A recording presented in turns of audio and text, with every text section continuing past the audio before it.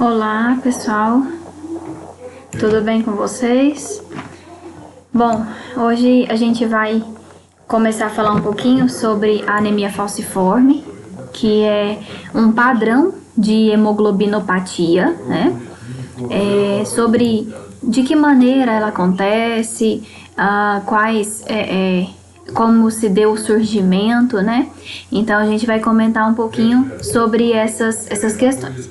Então, o início de tudo aconteceu em decorrência da malária, né? Que atingia muitas pessoas na África, matava muita gente na África.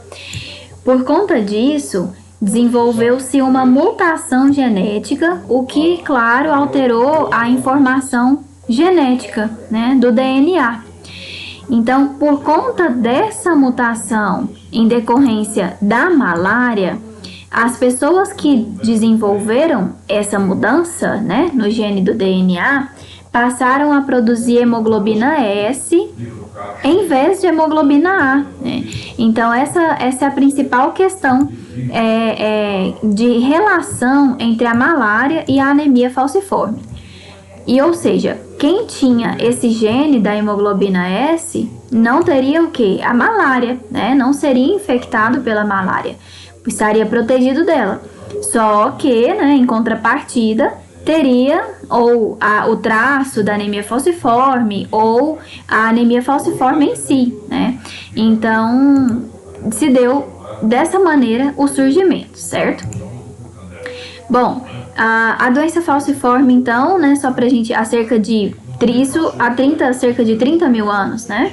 Com o assentamento da população, a malária se tornou endêmica, ali, né, naquela região, principalmente. E quem tinha o traço falciforme era mais resistente à malária, tá? Então, o traço, só pra gente relembrar, é o paciente que tem hemoglobina A e também hemoglobina S, né? Então, esse paciente que tem traço A e S, ele já é um paciente mais resistente à malária. Por quê? Porque ele tem a hemoglobina S, certo? Então, quem tinha esse traço era resistente, então muitas pessoas que tinham esse tipo de hemoglobina sobreviviam, tinham filhos e poderiam ter a doença falciforme, certo? Bom, aqui eu tenho um mapinha para vocês verem sobre a frequência do gene S no Brasil, tá? Aqui não tem o Distrito Federal, né, Goiás, não aparece aqui pra gente a incidência, né, a frequência, perdão, mas se a gente for comparar todas essas regiões aqui, dentre todas elas, a região mais incidente é a Bahia, né? Então, a gente tem aqui um para cada 650 pacientes, né? Então, ou seja, é uma das regiões que a gente tem uma frequência maior, né? Ou seja, um a cada 650 pacientes tem anemia falciforme, certo? A doença em si, né? Que ele mostra que o DF é a doença falciforme e a S é o traço, né? Então, de todas essas regiões, a Bahia, tá? A região Nordeste, até a gente lembra aqui, em decorrência também das migrações, né? As migrações, elas vieram muito a cargo aqui para o Nordeste, então é um dos fatores. No Brasil, em nosso país pode ter recebido uma grande população de africanos, como a gente sabe, por apresentar um alto grau de mistura de etnias, né? A gente não fala mais raça, né? O nome correto são as etnias. E por conta dessa mistura, dessa miscigenação, é que a gente tem hoje muitos pacientes portadores de anemia falciforme, então principalmente os afrodescendentes. Então é muito comum a gente ouvir, por que a anemia falciforme é predominante em negro, né? Por que os negros têm uma probabilidade maior de desenvolver anemia falciforme? Exatamente por isso, né? Por conta dessa questão de miscigenação, né? Essa mistura que foi desenvolvida por conta dessas migrações, tá? Então, a anemia falciforme, pessoal, ela sim é uma doença que não, claro que não só, né? Mas é uma doença que predomina mais na etnia negra, tá? Então, por conta dessa grande população de africanos, né, que vieram para o Brasil e foram casando com outras pessoas, né, com outras etnias e com outras culturas, né, e foram, portanto, fomos tendo essa miscigenação, certo? Então, essa bonita diferença, né, essa miscigenação entre africanos e outras etnias. Aqui eu coloquei um pouquinho para vocês sobre a herança genética. De que maneira a doença ou anemia falciforme, né, ela é passada.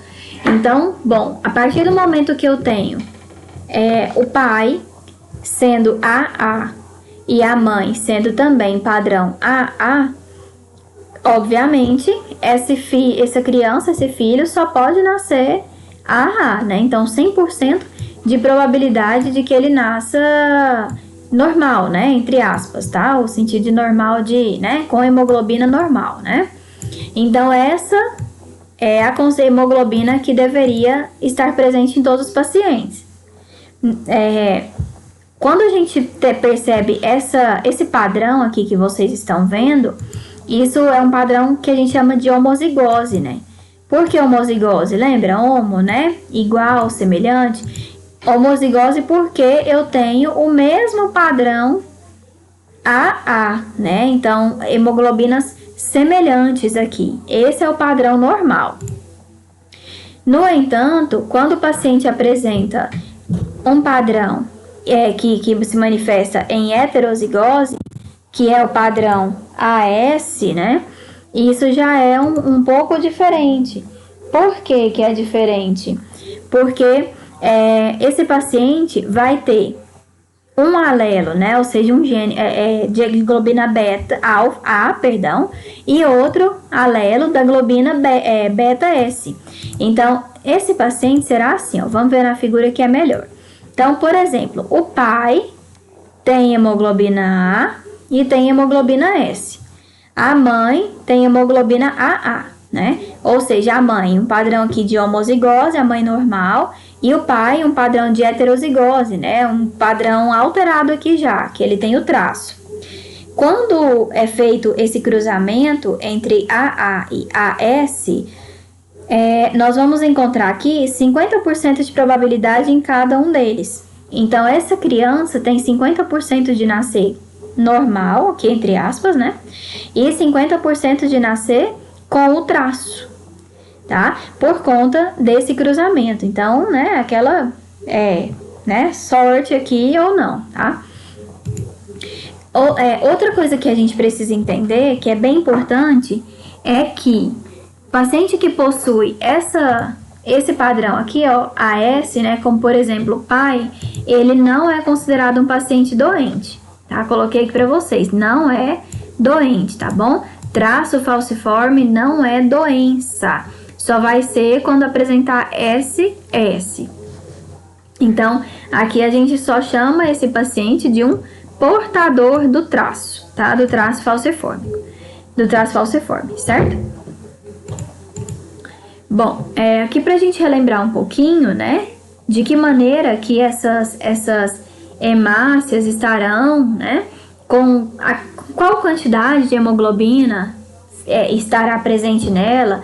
Então, coloquei pra gente relembrar que as hemácias são células bicôncavas, né? Lembra desse padrãozinho aqui que elas fazem, né? Olha só, uma concavidade aqui. E repletas de um pigmento que é o que a gente chama de hemoglobina. É essa hemoglobina que faz com que o sangue, né, seja de coloração vermelha. E qual hemoglobina que tem que estar presente lá em grande quantidade? Hemoglobina A, né? Principalmente a fração A1. Então, a partir do momento que o paciente tem deficiência de hemoglobina A e no lugar aparece hemoglobina S, isso já vai ser um padrão de anemia, né? Então, por quê? Porque se eu tiver SS, ele vai ter anemia falciforme. Então, e essa hemoglobina S que ele vai gerar, né, produzir, não exerce função de oxigenar o corpo de forma satisfatória. Isso é bem importante a gente saber. Por quê? Não é hemoglobina normal, né, pessoal? Em primeiro lugar, por não ser hemoglobina normal, a quantidade de oxigênio que ela leva, né, dentro dela ali é pouca, é muito pouca. Então, a oxigenação do organismo vai ficar prejudicada por conta disso. E muitas vezes, o que acontece também é que as hemácias, não sei se vocês se recordam, mas as hemácias elas têm um grande potencial de elasticidade, né? Uma característica muito importante das hemácias, elasticidade. Então, elas conseguem contorcer aqui mesmo para passar até os pequenos, né, os menores vasos. Diferente das hemácias afetadas, que são essas em formato de foice, que perdem essa capacidade de elasticidade, né, de ficar se contorcendo ali, se moldando para passar nos pequenos vasos. Então, o que vai acontecer é que essas hemácias vão começar a ficar retidas nos vasos, na circulação, e como vocês estão vendo aqui, ó, nesse pedacinho, a partir do momento que está retida, obviamente, o sangue praticamente não passa aqui, ou com muita dificuldade, né? Nem oxigenação para aquele local. Isso vai levar a um fenômeno de necrose, né? Uma necrose tecidual, tá? Então, é um dos riscos, né? Essas células afoiçadas têm muita dificuldade de passar pelas veias que levam o sangue para os órgãos, ocasionando então no seu entupimento e muitas dores, principalmente nos ossos, tá? Então, o paciente que tem anemia falciforme, ele reclama muito de fenômenos dolorosos, dores nas pernas, principalmente nos membros, mas principalmente nas pernas. Isso acontece por conta de um fenômeno que a gente chama de vaso-oclusão. O que é o vaso-oclusão? É isso que a gente acabou de comentar. As hemácias vão ficar interrompendo o fluxo sanguíneo, vai impedir que o sangue flua, que o oxigênio passe, né? Ou seja, teve uma oclusão, um entupimento do vaso. Se não passa sangue, não passa oxigênio, leva a esses fenômenos dolorosos, entope e quadro de dores, tá? Então, esse é o fenômeno de vasoclusão que é muito comum nos pacientes com anemia falciforme. Então, olha só, né? A gente tá vendo aqui, ó, as hemácias que são normais passam e as afoiçadas, que parecem uma pimentinha, vão ficar retidas. Então, não vai passar sangue mais pra cá, né? Pra esse local que vai levar a algum órgão, tá? Então, vai ficar prejudicado. Bom, e por que surge a anemia falciforme? Lá atrás, né, no início, nós falamos sobre uma questão de uma mutação. Que mutação que é essa? Então, aqui a gente tem digamos que assim, o fluxo acontecendo de uma maneira normal e aqui de uma maneira alterada. Então, eu tenho aqueles nossos nucleotídeos, GAG, guanina, adenina, guanina, que se pareia com guanina com citosina, adenina com timina, guanina com citosina, certo? Pareou todos bonitinhos, né? Bom, aí vem aqui novamente, né? A complementar, então, citosina, guanina, timina, adenina, citosina, guanina. Então, a fita de DNA foi formada, dupla fita, a fita complementar, né? O RNA.